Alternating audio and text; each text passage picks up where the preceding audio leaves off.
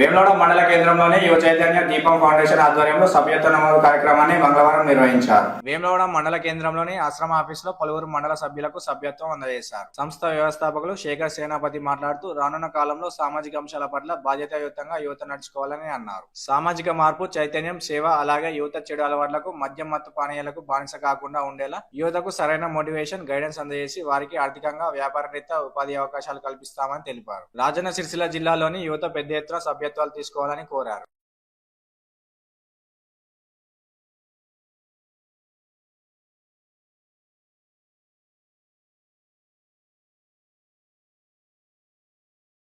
ఈరోజు మన రాజన్న సిరిసిల్ల జిల్లాలో యువ చైతన్య దీపం ఫౌండేషన్ ఆధ్వర్యంలో ఫౌండేషన్ సభ్యత్వాలు యువతకు ఇవ్వడం జరుగుతుంది.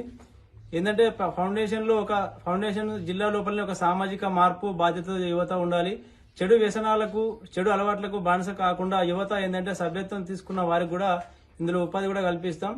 అలాగే సామాజిక అంశాలపై ఎన్నో సామాజిక సేవ, చైతన్యం ఇలా చాలా అంశాలపైన ఫౌండేషన్ కార్యక్రమాలు చేస్తూ యువతను అప్డేట్ చేసే విషయంలో మా ఫౌండేషన్ ముందుకెళ్తుందని నేను ఈ సందర్భంగా తెలియజేస్తా ఉన్నాను. మన రాజన్న సిరిసిల్ల జిల్లాలో ప్రతి మండల్కి, గ్రామాన అందరికీ కూడా యువత పెద్ద మొత్తంలో సభ్యత్వాలు తీసుకోవాలని కోరుతా ఉన్నాను. ఈ రోజే మేము స్టార్ట్ చేశాం కాబట్టి యువత కూడా చాలా మంది ఇంకా వచ్చే వాళ్ళు ఉన్నారు. కాబట్టి మన జిల్లాలోనే ఒక అత్యున్నత మార్పు కోసం, భవిత కోసం మన మార్పుగా జరగాలని చెప్పి యువత అయితేనే, ఎందుకంటే నేటి సమాజానికి కావాల్సింది యువత. ఏంటంటే యువత తమ శక్తిని తాము కోల్పోతూ చెడు వ్యసనాలకు, వారి విలువైన సమయాన్ని కూడా